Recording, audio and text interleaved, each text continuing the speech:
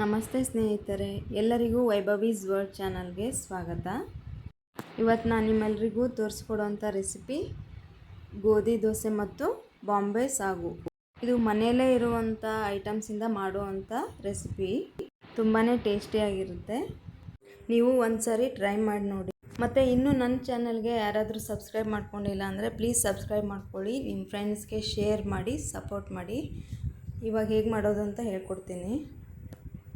ನಾನಿಲ್ಲಿ 2 ಬೌಲ್ ಗೋಧಿ ಹಿಟ್ಟು ತೊಗೊಂಡಿದ್ದೀನಿ. ಇದಕ್ಕೆ 1 ಬೌಲ್ ಅಕ್ಕಿ ಹಿಟ್ಟನ್ನು ಹಾಕ್ತಾಯಿದ್ದೀನಿ.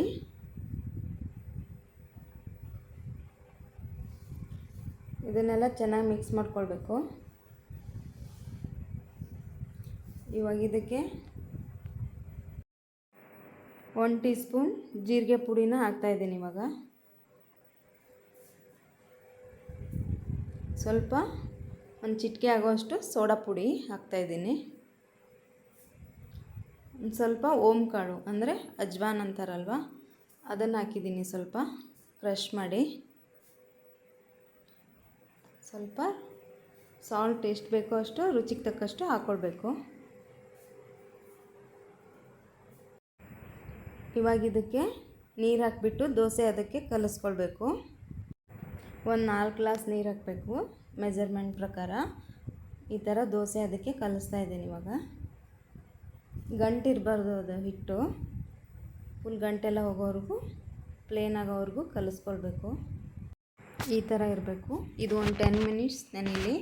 ಇವಾಗ ಸಾಗು ಹೇಗೆ ಮಾಡೋದು ಅಂತ ಹೇಳ್ಕೊಡ್ತೀನಿ. ಒಂದು ಪ್ಯಾನ್ ಬಿಸಿಗೆ ಇಟ್ಟಿದ್ದೀನಿ. ಇದಕ್ಕೆ ಸ್ವಲ್ಪ ಎಣ್ಣೆ ಹಾಕಿದ್ದೀನಿ. ಸ್ವಲ್ಪ ಜೀರಿಗೆ ಸಾಸಿವೆ ಹಾಕಬೇಕು.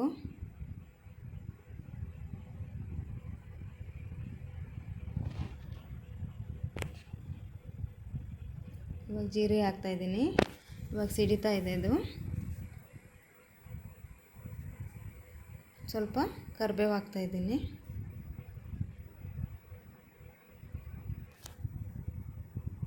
ಇವಾಗ ಇದಕ್ಕೆ ಚಿಕ್ಕದಾಗಿ ಕಟ್ ಮಾಡ್ಕೊಂಡಿರೋವಂಥ ಹಸಿಮೆಣಸಿನ್ಕಾಯಿ ಹಾಕ್ತಾಯಿದ್ದೀನಿ. ಇದು ಫ್ರೈ ಆಗಬೇಕು ಸ್ವಲ್ಪ. ಇದಕ್ಕೆ ಚಿಕ್ಕದಾಗಿ ಕಟ್ ಮಾಡ್ಕೊಂಡಿರೋವಂಥ ಒಂದು ಈರುಳ್ಳಿನ ಸೇರಿಸ್ತಾ ಇದ್ದೀನಿ. ಸ್ವಲ್ಪ ಸಾಫ್ಟ್ ಆಗೋವರೆಗೂ ಫ್ರೈ ಮಾಡಬೇಕು ಇದನ್ನು.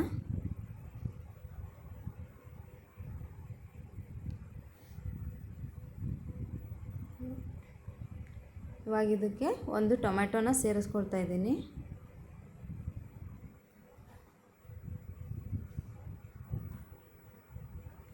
ಟೊಮೆಟೊ ಕೂಡ ಸಾಫ್ಟ್ ಆಗಬೇಕು ಸ್ವಲ್ಪ. ಇವಾಗ ಇದಕ್ಕೆ ಸ್ವಲ್ಪ ಜೀರಿಗೆ ಪುಡಿ ಹಾಕ್ತಾಯಿದ್ದೀನಿ.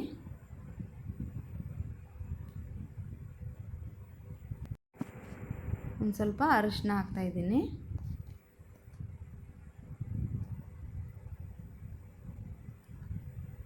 ಸ್ವಲ್ಪ ಶುಗರ್ ಆ್ಯಡ್ ಮಾಡ್ತಾಯಿದ್ದೀನಿ. ಇದು ಮಹಾರಾಷ್ಟ್ರ ಸ್ಪೆಷಲ್ ಆಗಿರೋದ್ರಿಂದ ಶುಗರ್ ಆ್ಯಡ್ ಮಾಡೋದ್ರಿಂದನೇ ಟೇಸ್ಟ್ ಚೆನ್ನಾಗಿ ಬರುತ್ತೆ. ಬೇಡ ಅಂದರೆ ಸ್ಕಿಪ್ ಕೂಡ ಮಾಡ್ಕೊಳ್ಬೋದು. ನಾನು ರುಚಿಗೆ ತಕ್ಕಷ್ಟು ಉಪ್ಪು ಆ್ಯಡ್ ಮಾಡ್ಕೊಂಡಿದ್ದೀನಿ. ಇದೆಲ್ಲ ಸ್ವಲ್ಪ ಫ್ರೈ ಆಗಬೇಕು.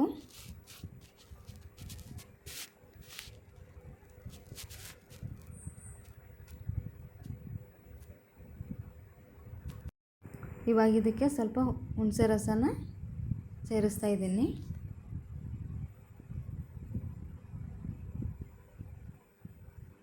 ಸ್ವಲ್ಪ ಕೊತ್ತಂಬರಿ ಸೊಪ್ಪು ಹಾಕ್ತಾಯಿದ್ದೀನಿ.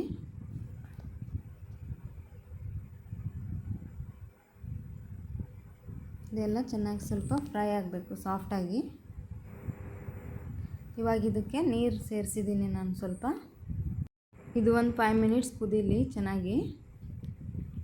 ಇವಾಗ ನಾನು ಇದಕ್ಕೆ ಒಂದು ಬೌಲ್ಗೆ ಒಂದು 3 ಟೇಬಲ್ ಸ್ಪೂನ್ ಹುರ್ಗಡ್ಲೆ ಪುಡಿನ ಹಾಕಿದ್ದೀನಿ. ಅದಕ್ಕೆ ಸ್ವಲ್ಪ ನೀರು ಹಾಕಿ ಪೇಸ್ಟ್ ಥರ ಮಾಡ್ಕೊಂಡು ಇಟ್ಕೊಂಡಿದ್ದೀನಿ. ಇದು ಚೆನ್ನಾಗಿ ಕುದೀತಾ ಇದೆ ಇವಾಗ.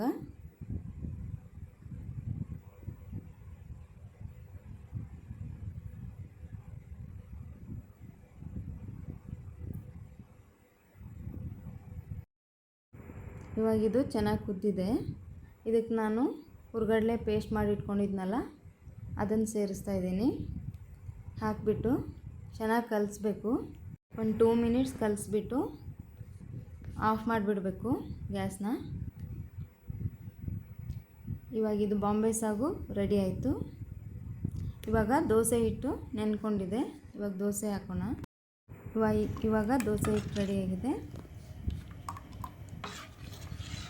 ಈ ಕನ್ಸಿಸ್ಟೆನ್ಸಿನಲ್ಲಿ ಇರಬೇಕು. ಇವಾಗ ಒಂದು ಪ್ಯಾನ್ಗೆ ಎಣ್ಣೆ ಹಾಕ್ಬಿಟ್ಟು ದೋಸೆನ ಹಾಕಬೇಕು.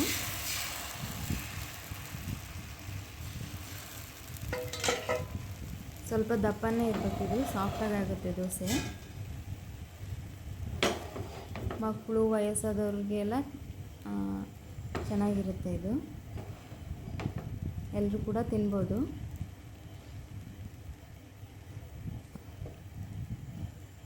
ಇವಾಗ ಸ್ವಲ್ಪ ಆಯಿಲ್ ಹಾಕ್ತಾಯಿದ್ದೀನಿ ಮೇಲೆ.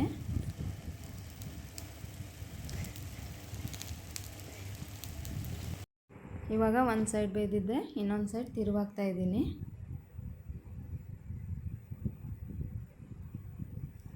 ನಿಮಗೆ ಇನ್ನು ಸ್ವಲ್ಪ ಕ್ರಿಸ್ಪಿ ಆಗಬೇಕು ಅಂದರೆ ಸ್ವಲ್ಪ ಎಣ್ಣೆ ಜಾಸ್ತಿ ಹಾಕಿ ಹೈ ಫ್ಲೇಮಲ್ಲಿ ಸ್ವಲ್ಪ ಜಾಸ್ತಿ ಹೊತ್ತು ಬೇಯಿಸ್ಕೊಳ್ಬೇಕು.